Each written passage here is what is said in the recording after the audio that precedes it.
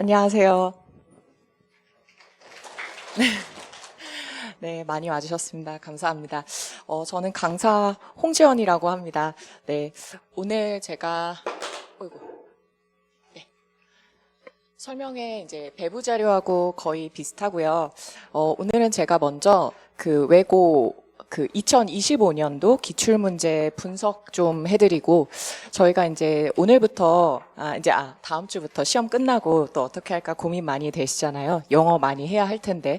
그래서 어떤 식으로 공부를 하면 좋을지 조금 말씀드려 볼게요. 그러니까 남은 기간. 어떻게 해야 이제 1등급 맞게 할 수 있을까? 그런 학습 전략 말씀 나눠보도록 하겠습니다. 그리고 수업에서 준비를 한다면 어떻게 하고 있는지 수업 구성도 말씀드리도록 할게요. 제가 오늘 수업 한 20분 정도 발표를 하게 되었어요. 그래서 기출문제를 자세하게 말씀드릴 수는 없지만 근데 제가 정말 많은 시간을 할애해서 유형들 도움됐으면 좋겠다 싶은 유형들을 많이 넣었습니다. 그래서 제가 길게 오히려 말을 못하는 게 조금 아쉬워서 먼저 이런 말씀을 드리고요. 학생들이 지망하는 학교는 좀 다르다고 하더라도 어휘가 시험에 나오면 이런 식으로 나올 수 있다 생각해 주시면 좋을 것 같아요. 그리고 학교마다 해마다 유형들이 이제 고유 문항들이 있지만 조금씩 바뀌기도 해요. 올해 약간 놀랐던 건 대일외고가 뭐 어법을 많이 내는 학교는 아니었잖아요. 저희가 생각할 때. 근데 객관식 9문제가 어법으로 나오기도 했어요. 그러니까 저희가 이제 육각형 인재로 키워야겠죠. 뭐 어휘만 하거나 이렇게 할 수가 없고 어휘 또 독해 문법. 근데 이제 외고에서 중요한 거는 어휘랑 독해이기는 한데요. 혹시나 저희가 이제 나오는 유형들이 있기는 해요. 학교마다. 그렇지만 새로운 유형이 나온다 하더라도 이 정도로 나올 수 있겠다. 좀 참고하시면 많이 좋을 것 같은 유형만 넣었거든요. 좀 공통적으로.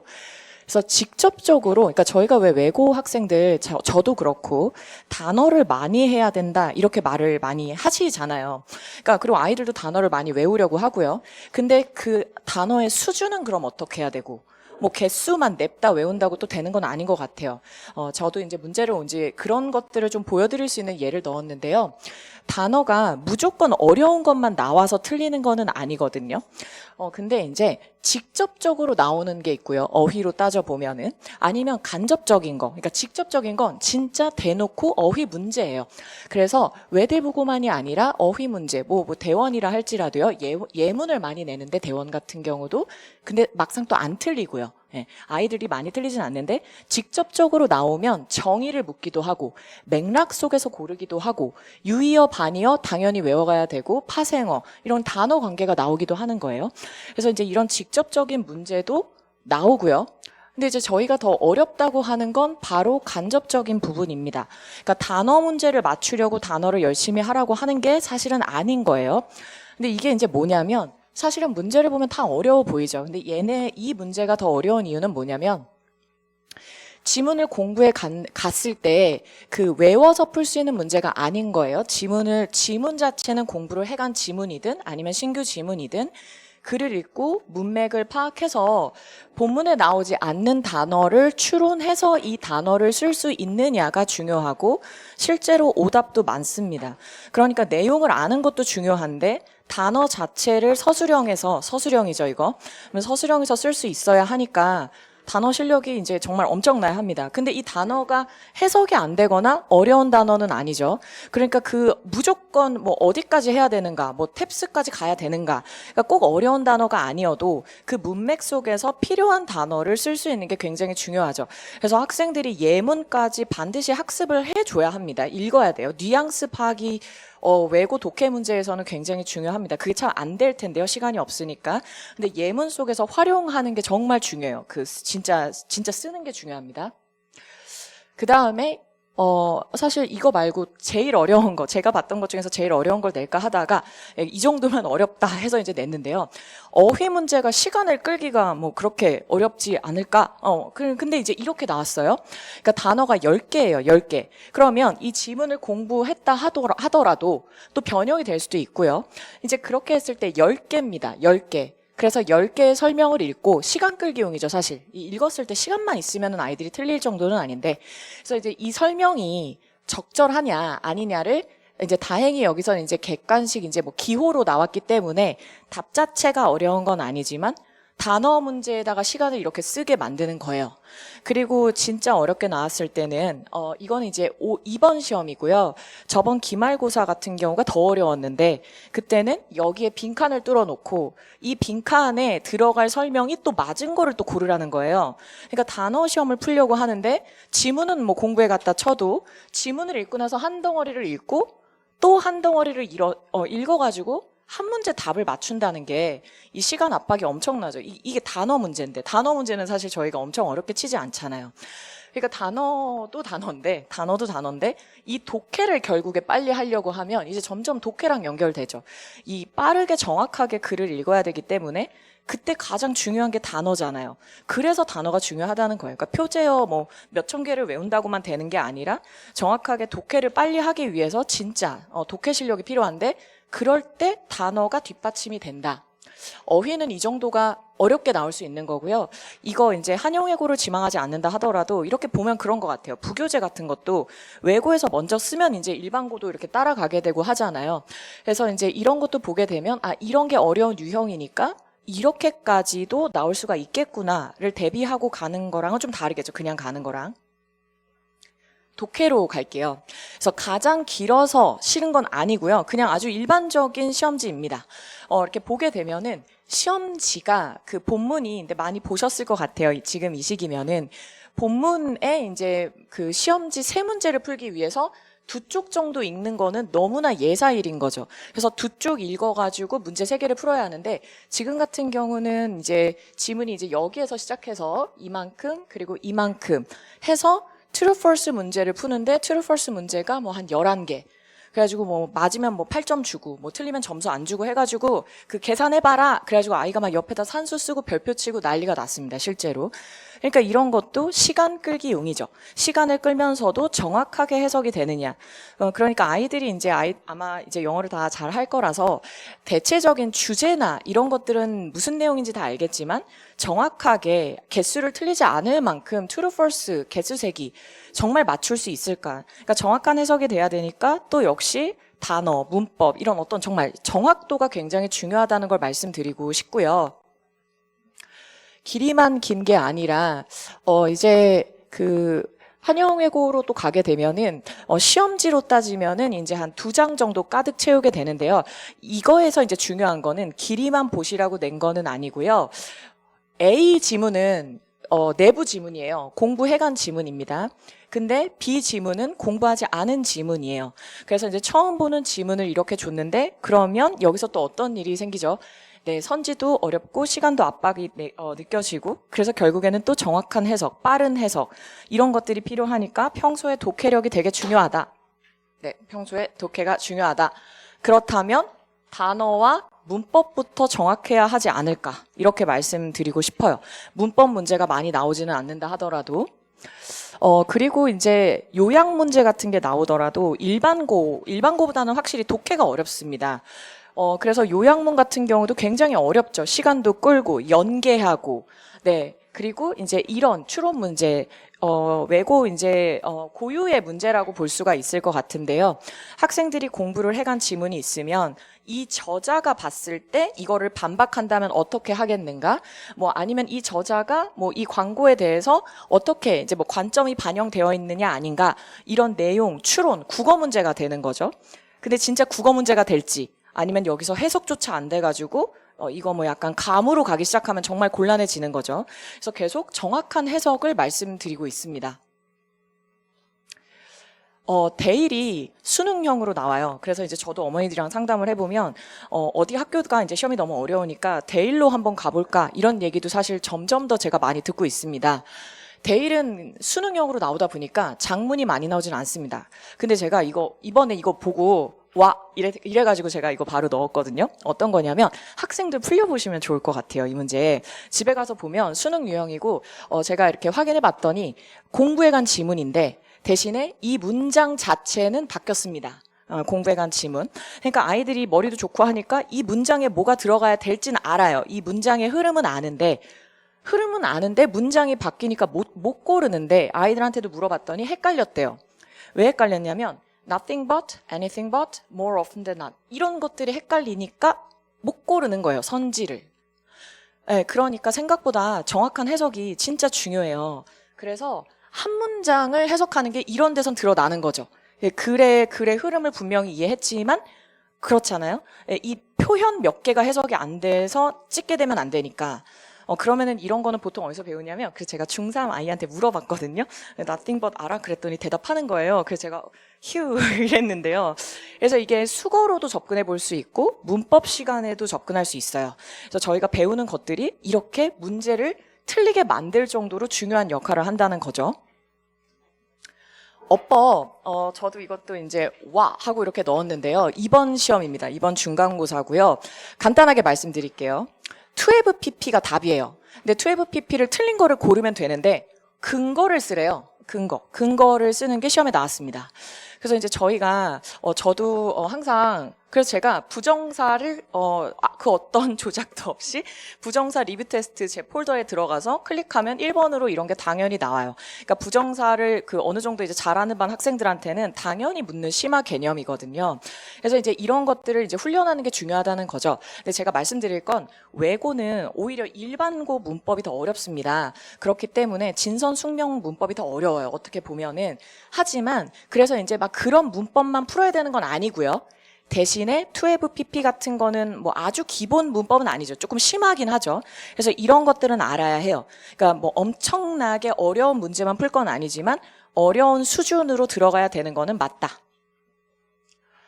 이것도 이제 서술형인데 해빙 pp를 쓰면서 분사구문이라던가 특수구문 영작하는 걸 제가 넣진 않았는데, 그러니까 문법을 활용하는 거 필수적이라고 말씀드리고 싶습니다. 문법 문제만 많이 나오지는 않지만 나왔을 때 결국에 풀 수 있어야 되고, 수준은 일반고의 뭐 아주 극한의 문제 수준은 아니지만 그래도 어렵다. 학습 전략을 말씀드리면 뭐 전 범위, 전 방위로 할 수 있는 만큼 해야겠죠. 근데 저는 이제 저희의 수업 구성이 이렇게 됐어요. 그리고 제가 좀 좋았던 게 이번에 저희가 단어가 굉장히 강화됐습니다. 글로리아 선생님 그 연구소에서 하는데, 그래서 제가 때마침 진짜 잘 됐다. 제가 저번에도 그냥 설명회하면서 단어를 많이 강조를 드렸었는데 그 단어장이 원래도 있어요. 그리고 그 단어장도 원래도 어려운데 단어 책 하나가 나와요. 그래서 왜냐하면 단어가 더 어려워지고 있거든요, 실제로. 그래서 일반고도 그렇고. 그래서 이렇게 되어 있는데 학교 시험이 이렇게 구성되어 있는 건 아니고요. 저희 학생들이 독해를 상당히 잘하지 않습니까? 근데 문법이 약한 학생이 있을 것 같아요. 근데 제가 봤던 전교권의 학생들은 문법도 솔직히 약하지 않았어요. 왜냐하면 잘하니까요. 그래서 문법이 된 상태로 외고까지 가니까 이제 가끔씩 또 문자 주잖아요. 근데 그런 거 보면은 중학교 때 배운 문법으로 다 하고 있는 것 같다. 이렇게 얘기를 많이 해주고, 근데 단어는 더 해야 된다고 좀 느낀다. 이런 얘기를 많이 해주거든요. 중학교 때 문법 한 걸로 정리하고 있다고 하는데 학교 시험 유형 자체에는 문법이 많이 나오진 않아요. 대일은 이번에 많이 나왔고요. 근데 우리 아이들이 아무래도 독해에 비해서 문법이 조금 더 약한 학생이 있다 보니까 거기를 위주로 조금 수업을 조금 더 구성이 되어 있는 거예요. 먼저 말씀드리면 어휘 이번에 30%로 작년에 비해서 그 수업 구성 자체가 늘었습니다. 그러니까 단어에 신경을 굉장히 많이 써주고 있다. 그러면서 말씀드린 것처럼 책 하나가 추가되었어요. 그래서 지금 이제 나오고 있어요. 네, 이제 나오고 있는데요. 저는 이제 어떤 내용이 들어가는지 봤기 때문에 상당히 좋다고 해서 저도 이거 좀 더 말씀드려도 될까요? 해가지고 허락받고 강조 많이 드리고 싶어서 제가 먼저 말씀을 드렸는데요.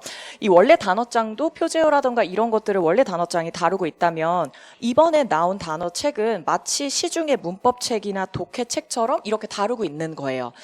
그래서 최신 내신 기출 들어가 있고요. 일반고랑 외고 포함해서 다 들어가 있고, 단어 아까 말씀드린 것처럼 단어에 대한 서술형, 또 시험에 나오는 단어들이 좀 공통되는 것들도 있습니다. 그래서 단어 서술형 연습시키고 변형 문장 작성, 그래서 단어와 관련된 전체적인 문제가 많이 나와 있다고 생각해 주시면 될 것 같고, 제 생각에 이 책이 이번 시즌에 좀 핫한 부분이 되지 않을까라고 생각을 합니다. 왜냐하면 단어가 기출이 많이 분석된 책이 아마 이렇게 흔하지 않을 거라서 이 책은 참 오늘 가장 자신 있게 말씀드리고 싶고요.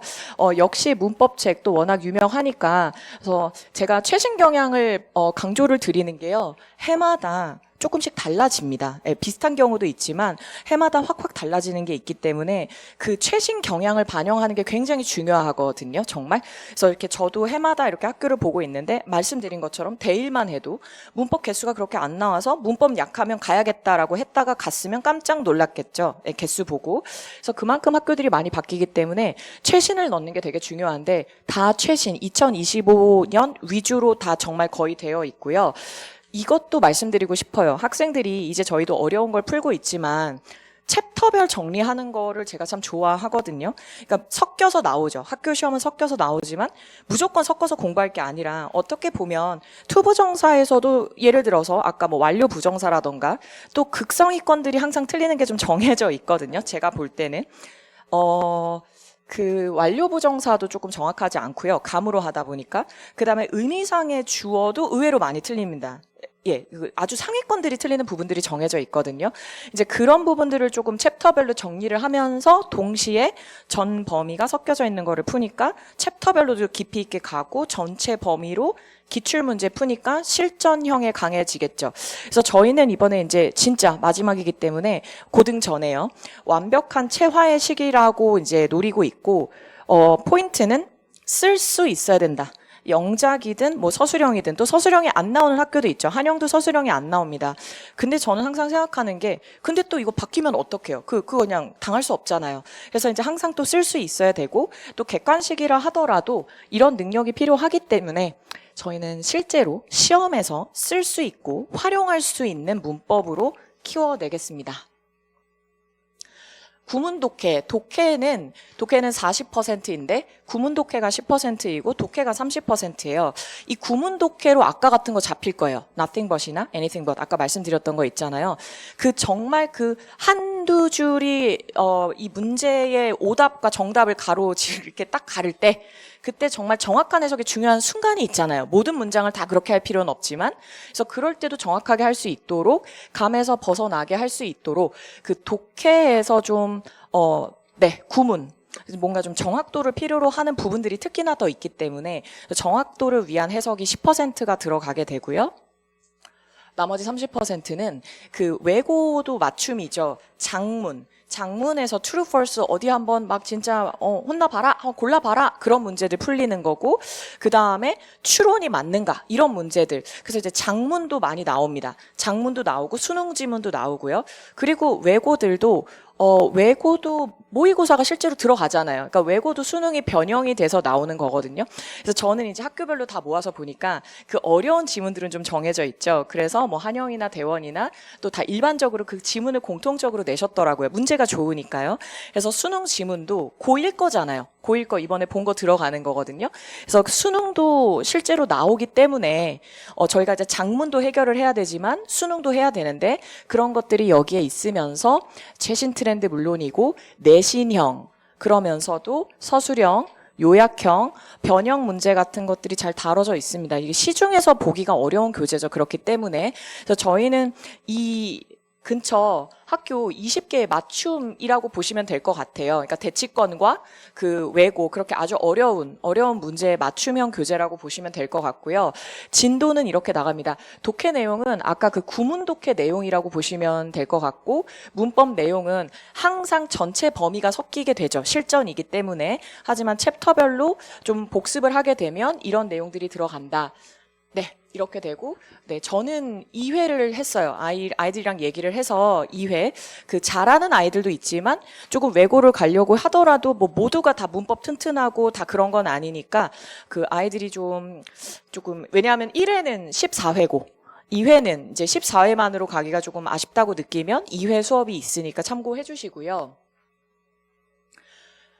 11월에 2주 동안 아이들이 모의고사를 풀고 싶다고 제가 아이들한테 물어봤었거든요. 제가 담당하고 있는 정규반한테 너네가 하고 싶은 수업이 뭐야? 그랬더니 모의고사를 실전으로 풀 기회가 생각보다 없었다고 시간 맞춰놓고 그래서 이런 수업이 있어요. 그래서 문법 좀 복습하고 네.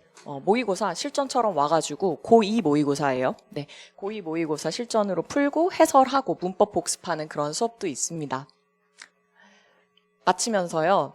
저희가 어떤 말씀을 강조드릴까 하다가 집에 가서 기출문제 학생들한테 꼭 유형 꼭 보여주시고요. 그런 마음으로 오늘 준비했었거든요. 14주간 가장 배워야 할 문제들로만 엄선된 교재입니다. 또 그에 맞춰서 수업하고 있고요. 또 최신 기출로 20개 학교, 대치권과 이런 어려운 학교들 위주로 저희가 분석되어 있는 책이고, 전 영역에서 가장 중요한 건 시험에서 살아남게끔 하려고 이제 글로리아 선생님 유명하시잖아요. 연구소에서 이 갈고 만드셨다고 전해달라고 하셨어요. 그래서 이런 교재 방향이 잘 전달될 수 있도록 저도 수업에서 노력하도록 하겠습니다. 네, 감사합니다.